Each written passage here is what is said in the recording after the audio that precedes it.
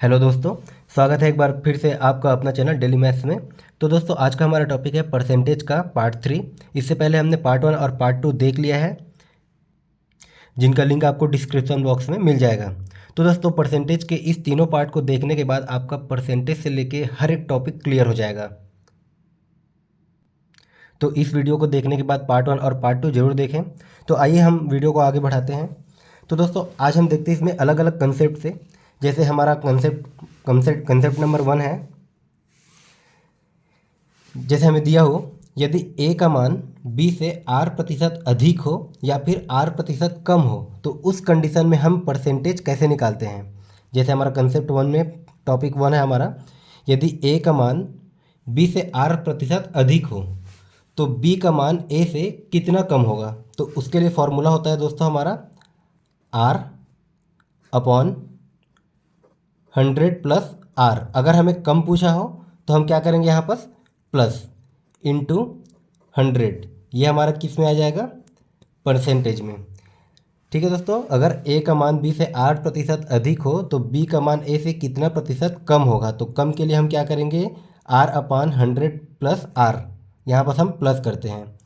ठीक है दोस्तों, तो इसी से रिलेटेड हम क्वेश्चन भी करते जाएंगे, फिर हमारा टॉपिक क्लियर हो जाएगा। तो हमारा क्वेश्चन दिया है ए की आय बी की आय से 20% अधिक है तो बी की आय ए की आय से कितना प्रतिशत कम होगा।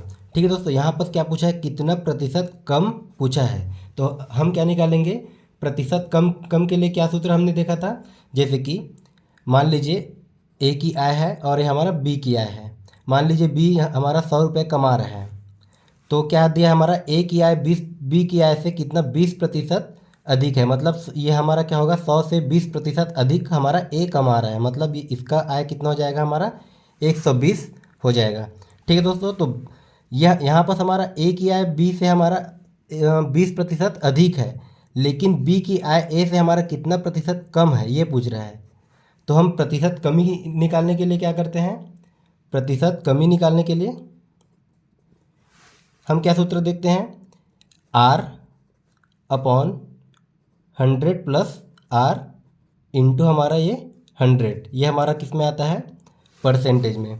ठीक है दोस्तों, हमारा r का वैल्यू क्या दिया है 20 अपॉन, यहाँ पर क्या हो जाएगा 100 प्लस r, मतलब 100 प्लस हमारा क्या हो जाएगा, r की वैल्यू कितनी दिया है 20, मतलब ये हो जाएगा हमारा 120 गुणित का हमारा क्या होगा ये 100। अब यहाँ पर हमारा जो जो कट रहा है उसको हम कटा देते हैं। जैसे हमारा 1 0 से हमारा 1 0 कट गया, 2 1 2, और ये हमारा 2 छक्के 12 हो गया। तो ये हमारा क्या आ गया दोस्तों, ये हमारा और कटेगा 2 3 6, और ये हमारा 50 दूने 100, मतलब हमारा कितना आ गया 50/3। 50/3 को हम और क्या लिख सकते हैं, 50/3 को हम 16 सही 2/3%, मतलब बी की आय ए की आय से कितना 16 सही 2/3% की कमी हो रही है। ठीक है दोस्तों, ये हमारा किस में आ गया, ये हमारा कमी।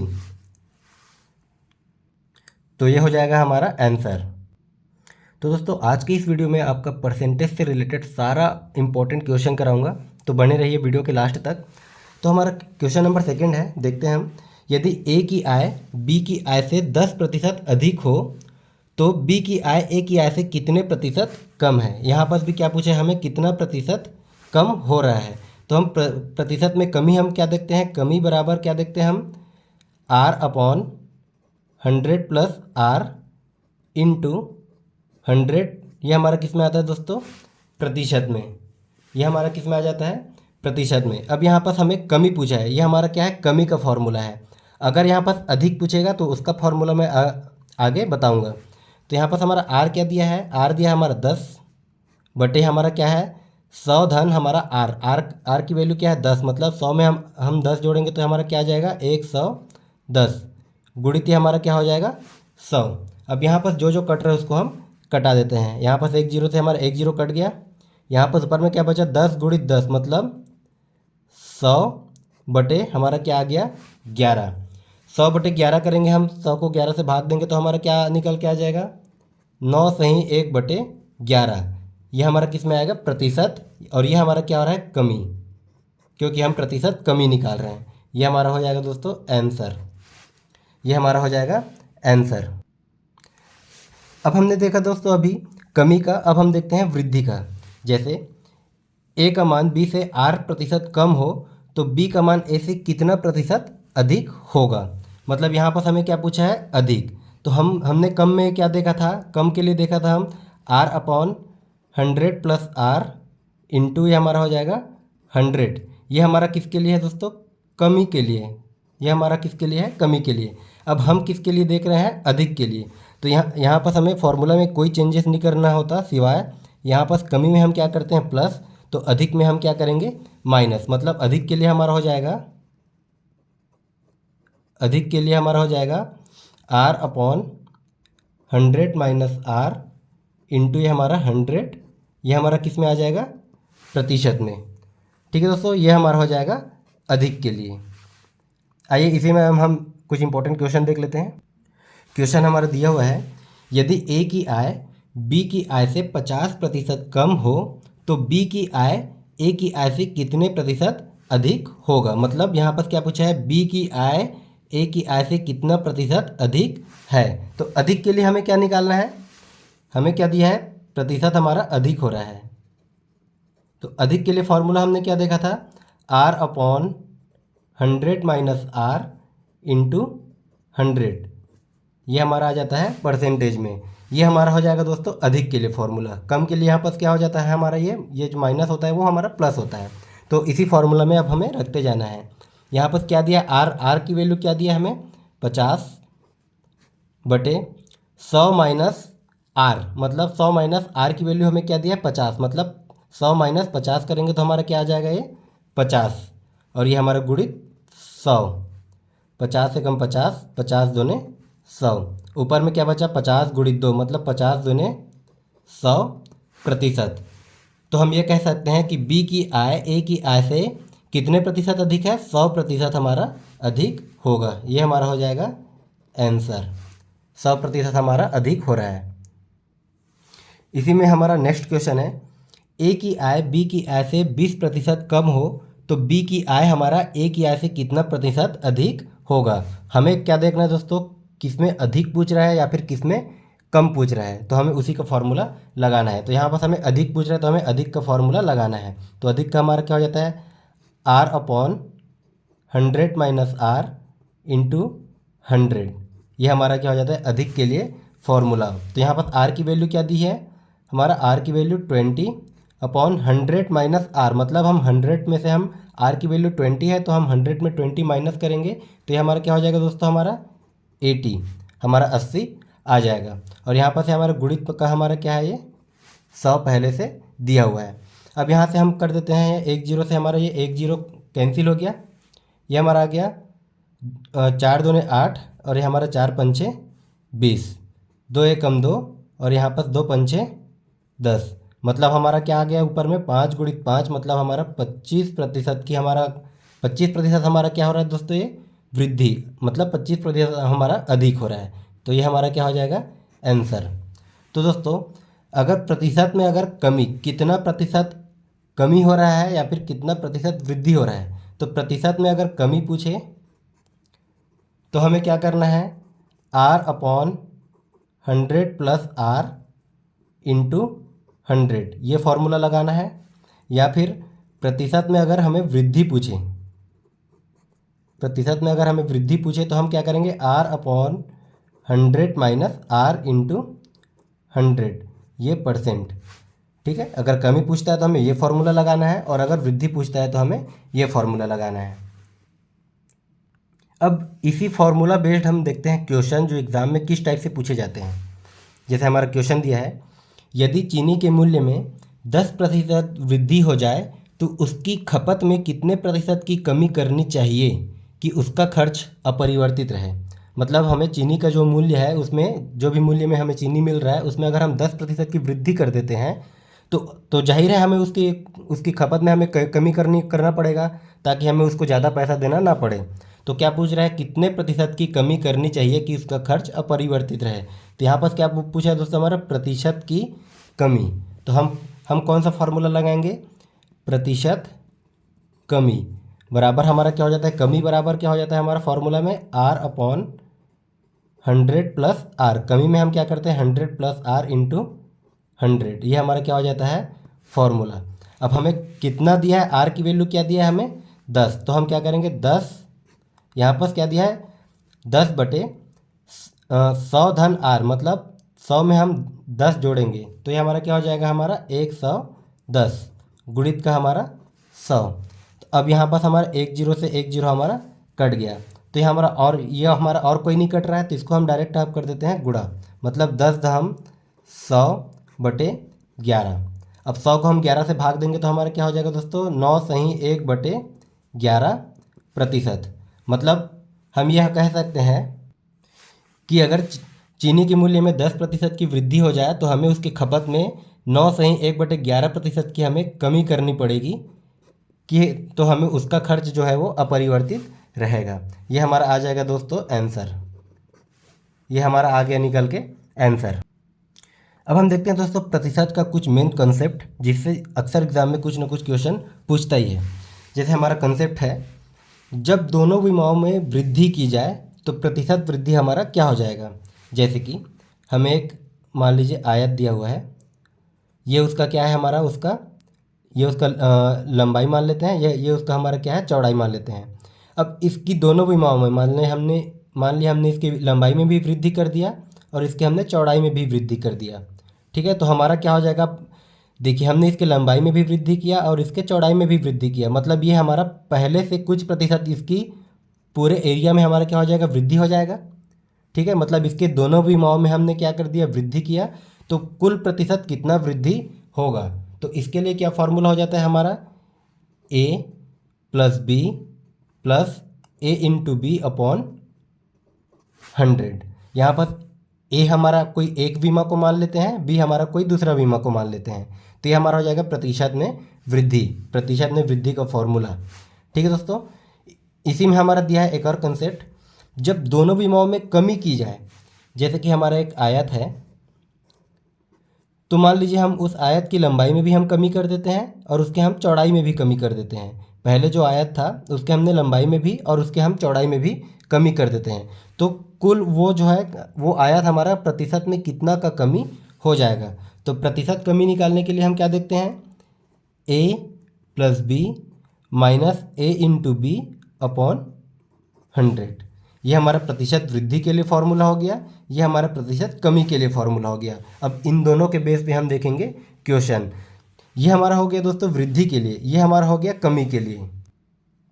इसी में एक और कंसेप्ट होता है, जब एक बीमा की में वृद्धि की जाए और एक बीमा में कमी की जाए, मतलब ये हमारा आयत है, मान लीजिए हम इसके लंबाई में हम वृद्धि कर देते हैं और इसके चौड़ाई में हम क्या कर देते हैं, हम मान लीजिए इसके चौड़ाई में हम कमी कर देते हैं, ठीक है दोस्तों।